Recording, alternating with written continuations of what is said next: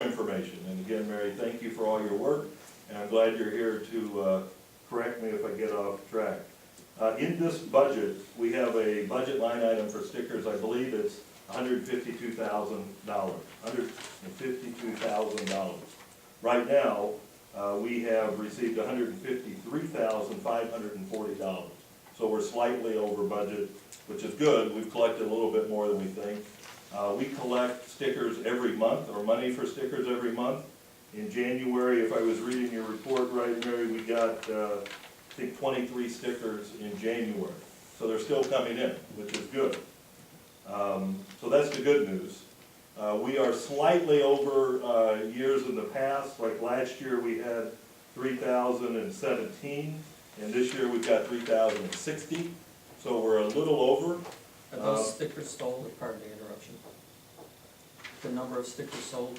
This number of stickers sold is 3,060. I think the number is actually higher, but we refund or something, so I think the number of valid stickers is 36. We have replacement stickers involved in that, so it would be a little more than that, with replacement stickers. But I think the number of stickers Right. sold is 3,060. It's right around 3,060. Thank you. So again, a little bit more than years past, but we've been around that 3,000 figure. So that's the good news. The bad news is we have some unpaid stickers. And looking around the room, I'm willing to guess that you may know a neighbor or somebody that you see may not have the sticker. So Mary has worked very hard on this list that we have of unpaid stickers. And right now that list is 579 vehicles. With some variables. Now, there's a lot of variables. Every 2 years, we, the village, get a dump of data. We get data, not a dump, excuse me. We get data from the state.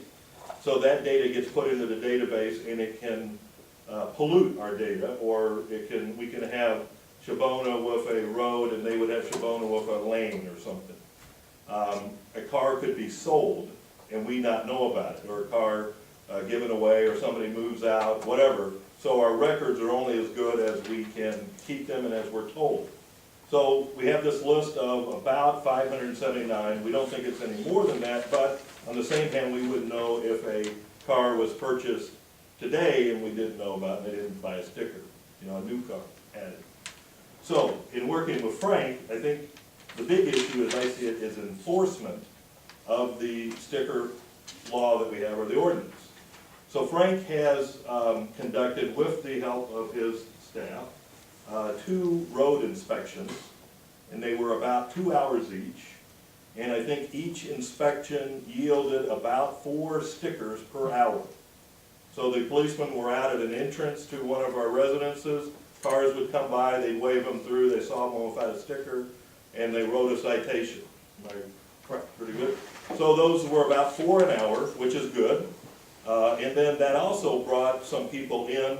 When they heard about it, they didn't want to get caught at the corner, and so they came in. So I think that yielded 20 stickers over those 2 times of 2 hours each, or 4 hours. So about 5 an hour, if you want to count the people coming in. So that's good, but we still have a list of 579 or whatever the number is. We don't know exactly.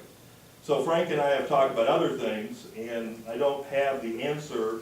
One idea is we send letters out to the people who are on this list of 579, saying you're on the list. It could be a clerical error. Tell us if we're wrong. If you really have the vehicle and you haven't bought a sticker, come buy a sticker. We'll send them a second letter. So that's one idea. The other idea was to do more road inspections. Right, because that was just very brief, just as a test. So I think the issue is enforcement. And I've worked with Frank, and I haven't done any of the work other than compile, talk to Mary, and I'm here presenting. So I think the options of enforcement are with Frank, or now Frank is gone, whoever sits in that chair, of how we enforce this. Other ideas I've heard from residents, we take that list of 579 and post it on the website. The shame method, I don't know if that's legal or whatever, Frank, I could see, yeah. There's other questions, like if somebody comes up and says, here, I'm sorry, I haven't bought a sticker, then can we go back 2 years and say, well, you didn't buy one last year or the year before? To my knowledge, we don't have that answer either. So there's some unknowns about this, but I think part of my wanting to get involved was one, to help the village with revenue and compliance. And also, we've talked about potentially raising sticker costs as another way to increase revenue if, and this was way back when we didn't have a road bond on the ballot. So my thought was if we raise vehicle sticker price, the compliance might go down a little bit, so we want to try to get on top of that. So that's the report I have. Again, Mary, thank you very much for your work. And I think going forward, the compliance and how we do that is, again, Frank's successor or whoever is sitting in that chair. And I don't know if you had answers on those. Well, to go back, the 2-year one, yes, you couldn't take that into court.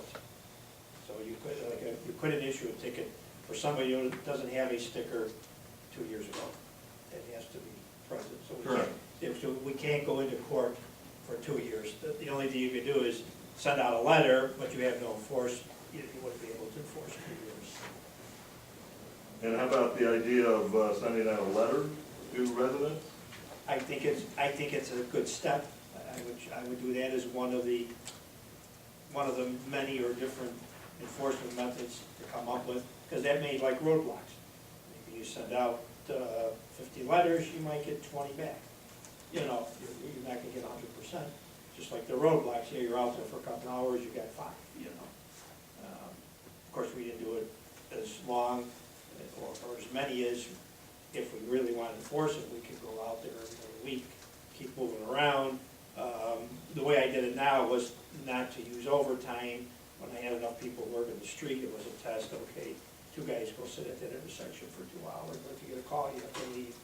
You know, if you really want to enforce it, you might bring in 3 officers that aren't working the street, and they do that for 8 hours, and move all over the village, that kind of thing. But letters, I think letters should be in the mix. So the point is that if we have to employ additional manpower to have these screen checks, you have to earn enough back on new vehicle sticker sales to offset the cost of having the guys out there doing that. Or you just Otherwise, run you the end little up- ones like I did without the extra cost.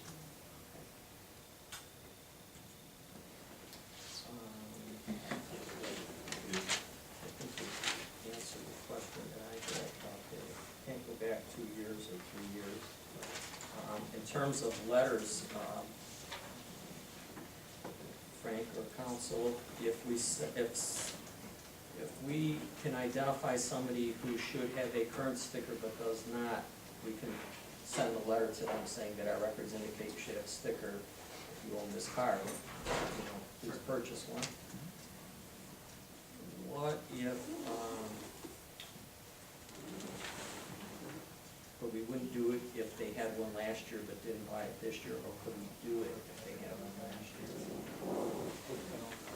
Anyone that you're aware of who you believe should have a sticker, you could send a letter. Okay. They're gonna be in the database if they had a sticker 2 years ago and they haven't, and they didn't tell us they sold the car, or the state giving us the record saying Tom Henshaw has a Honda in the Indian Head Park. I probably didn't articulate it well. My thought was about what if somebody had, you know, we had an indication that if you, because you mentioned like 3 years back, 3 years ago, they bought a sticker and they haven't come in for the last couple of years to buy one. Maybe because they don't have the car anymore or something like that. We would still be able to send a letter to those people if they had.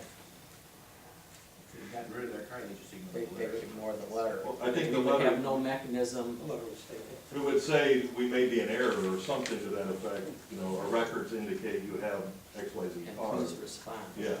We Let wanna us clean know. up our database or something. Trustees, any questions with respect to the report? Okay.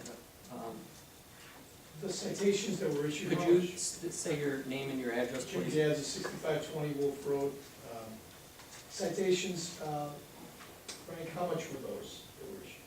That would be a $50 ticket. 50, and the vehicle sticker is, 50 and then a late fee of another 50. Right, it would be and again, it's just my, my opinion, Mayor, to your point, you know, we got police on the street trying to enforce this, seemed to be more of a clerical issue, and, maybe the fine is too low, so it's not acting as a deterrent. I know people forget, you know, and then then a year goes by, et cetera, but, it would seem to me if the fine, I knew I was late, and the late fee was $25, but then the citation's only 50.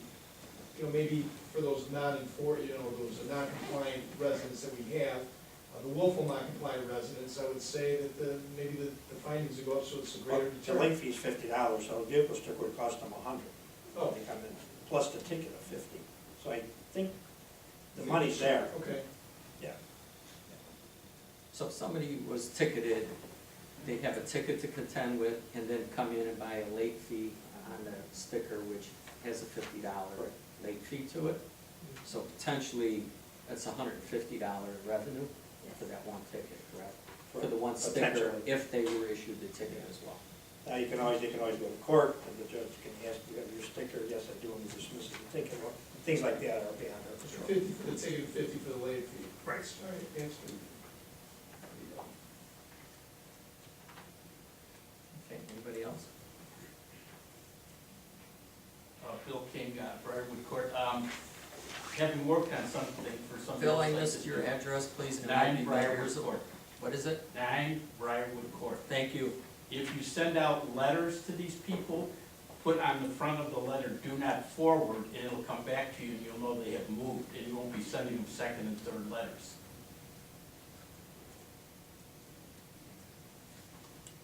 I'm told by Ed Jakey, a former mayor, that they used to send out letters, and then they would send a officer after the third letter with a citation, like at 7 o'clock at night at dinner time. So if somebody has ignored the letters, they would show up, ring the doorbell, and say, here's your citation.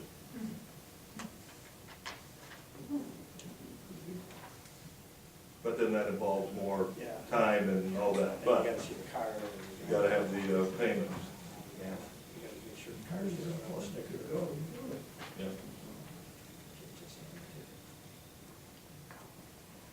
Anything else? My name is 14 Algonquin. Can anything be done about someone who licenses their car out of state when they live here and that car has been garaged here for years? Well, the ordinance reads housed here, but we wouldn't know that car's registered out of state. Unless it's illegal. So it has no license. It would have out-of-state plates. Right, that's why, nobody, So the they state wouldn't even wouldn't stop at the know, we wouldn't roadblock know, because it's and got we out of wouldn't state. know. But she lives here, that car is hers, her son lives in Michigan, it's got carrying Michigan plates. Yeah, but they're Where probably is paying a she sticker in registered? Michigan. I have no You idea. see, I know someone, they're registered to vote in Michigan, and therefore they're licensed for it. I know, for the record, please. Ann Vermeer, 21 Stoneheart Street. Thank you.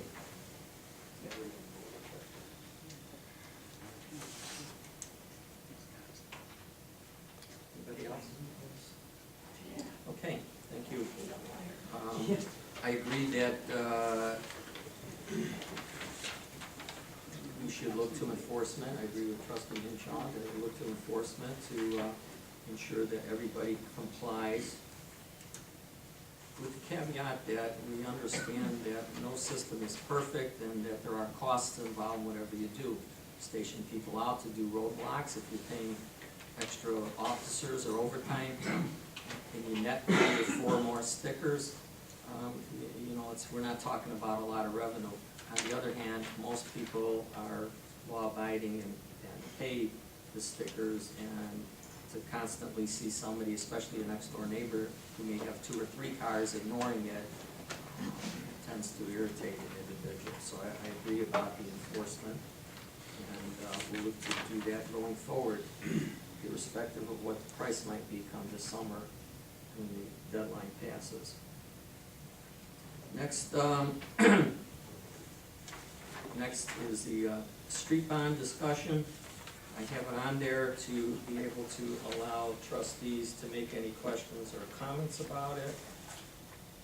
And after that, any residents who may have a question about it, we'll do our best to provide answers.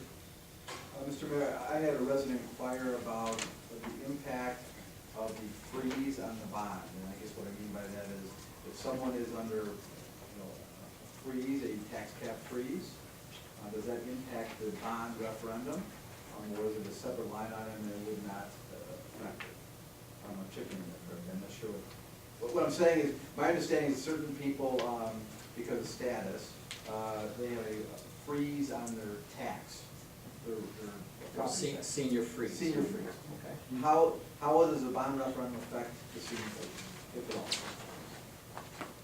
The best information we've been able to obtain is, and this is from checking a couple of websites, and I talked to council because it came to my attention that other residents have asked that as well.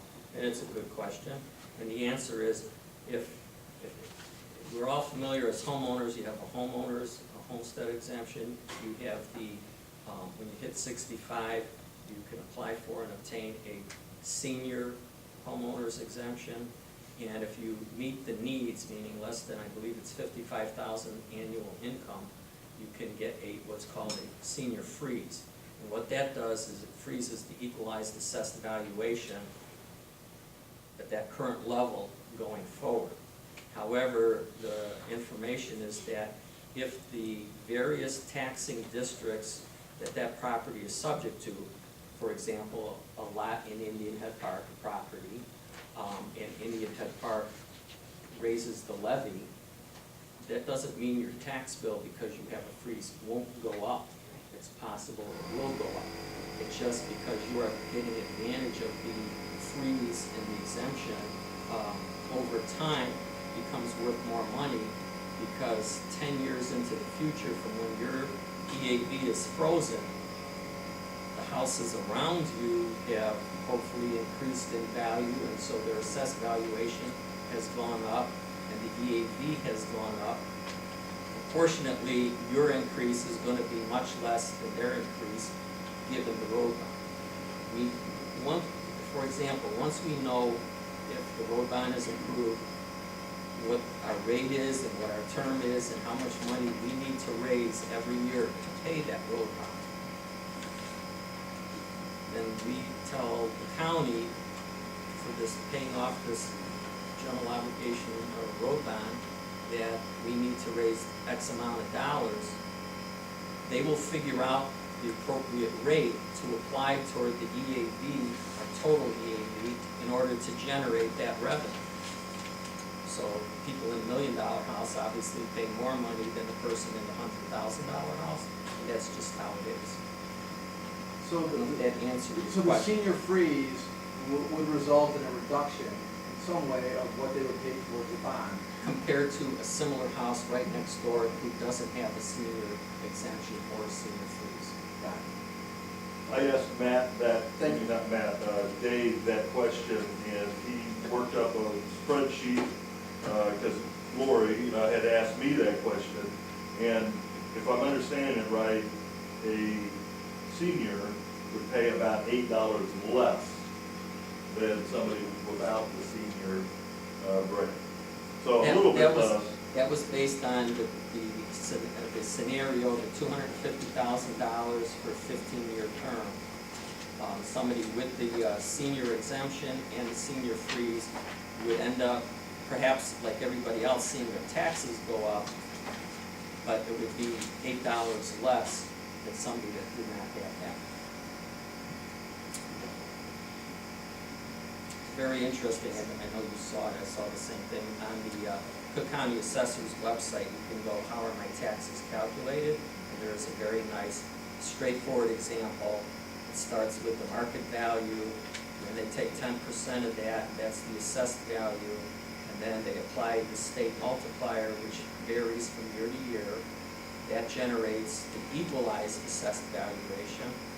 Then they apply the homeowner's exemption, deduct that from your EAV. I think that varies too because of P-TEL. In general, let's just assume this number for me. If it's 5,000 and you have an EAV of 50,000, you get your homeowner's exemption. Now your what you pay taxes on is the 45,000. Currently, if you get the senior exemption, I believe it's another 7,000 off of that. That would drop it to 38,000. So whatever the tax rate is per $100, you're paying only on 38,000, whereas somebody who didn't have that senior exemption would pay on the 45,000. That makes sense. And then if you get that freeze, that 37 you're at doesn't change in the future. The only thing that affects is if the rate goes up, you pay more cents per hundred, you're gonna pay a little bit more, but it won't be the same as houses around you that don't get that benefit. Trustee Winthrop. I had a resident, Lou, point out that early voting is possible, March 3rd through the 15th. And around us is Hodgkins Village Hall, but there's a site on the county website that lists all the places that you can do that. And the county has also changed their vote by mail. On the website, there's a link. I have a card here if you're interested. You shoot me an email, I can send you that link. It's a one-click, you have to put in driver's license, last 4 digits of your social security, and they will mail out a absentee ballot. Seems fairly easy and simple, so they're trying to get that more smoother. And I don't have the link offhand, but I have it, so if you want to email me. If I can continue. Could you provide that to us so that the people in the office will have access to that in the event somebody were to call here about it? Can you also put it on the website? What's that? Can you also put it on your village website? We can do that. Yeah, I can send both the early voting, this PDF, maybe we can put on the website, and then how to vote by mail, so one-page instructions. And Kathy said she also has forms. I think the road bond is very important for our village. I think our streets are in need of repair and work. So I am in favor of the road bond. I'm in favor of fixing our streets. I hope that people will support that. It's about a month away, so there's not a lot of time for those that are interested, and I'm afraid that if it doesn't pass, I don't think that we can not address the roads, that we'll have to figure out where to get some money to start to work on some of the roads and some of the infrastructure. I'm sorry to beat the old horse of the infrastructure, but I think that that's our responsibility in the village, is to take care of what we have. And so I think that we need to get that done one way or the other.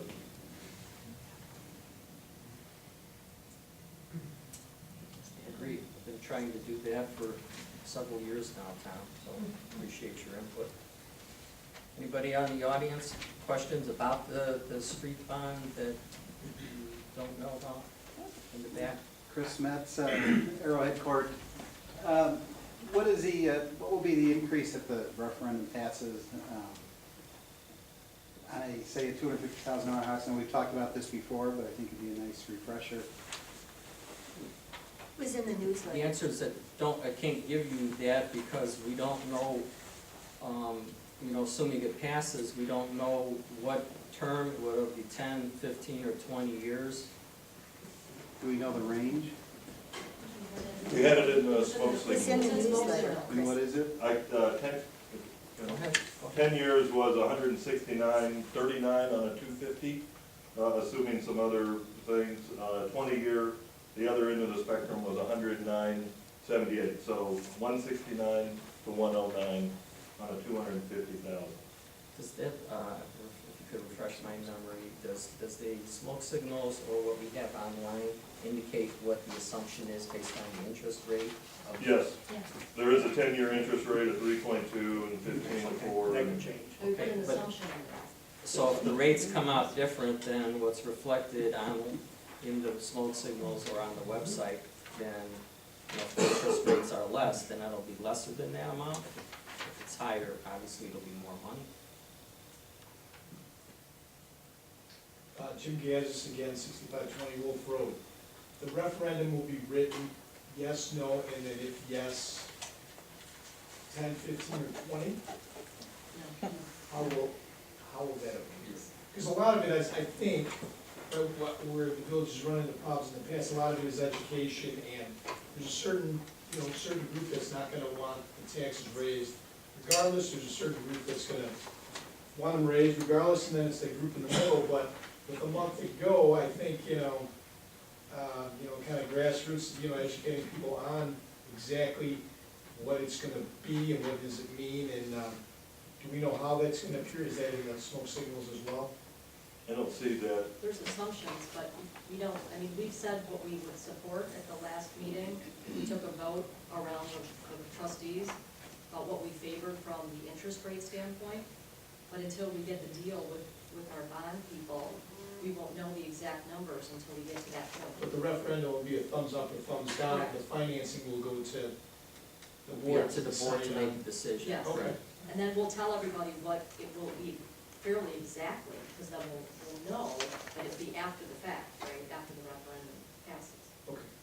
The last two attempts for a general property tax increase in the village not only had the question about raising it, yes or no, but also had the explanatory language as to what the expected impact, if it were passed, would have on a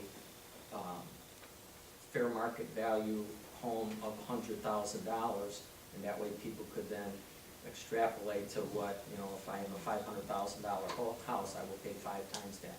The question on the referendum in March does not have that type of language. It just says yes or no, because we can't project what it's gonna be. Anybody else? Okay, next item is the electric aggregation discussion.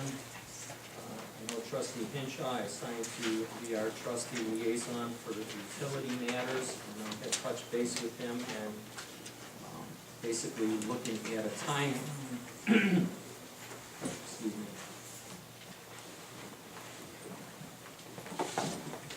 I've asked council to give us some input, but in order to try to respond to a good question that trustee Hinshaw asked about what is our timetable, I contacted the person from, I keep forgetting, Constellation, thank you, Energy, who we are currently with, a couple of weeks ago, who told me that, it was about time they were contacting their clients and he would send me something, and he said it was a couple of weeks down the road, and I still have not received anything. But I've asked council a few questions, and if Rich, you could just, for all our benefits, refresh. When is our contract, when the current one expires, and what do we need to do to go forward with a, continuing that or getting either a new contract with that company or a new company, and what kind of a timeline or timeframe we're having to go forward with? The term of the current power supply agreement is for 12 consecutive billing periods from the initial meter read date when you switched over from ComEd to the alternate energy supplier, which I'm not sure whether that was May or June, but it was right in that time frame. But it's anyway, 12 billing cycles from then. Was there no evergreen provisions for you? There is not. What the contract provides is, in the event that the village has not obtained a new alternate revenue source or alternate energy source, that the contract will go on to a month-to-month basis. At the current rate or the? At mutually agreed rate. Now, the ComEd rate has come down to 5.5. So your mutually agreed rate is probably going to be somewhere between what you currently pay and 4.9 and 5.5. So, any rate, the timeline would be that you need to issue a request for proposal and then open bids, probably, I would say a month or so before your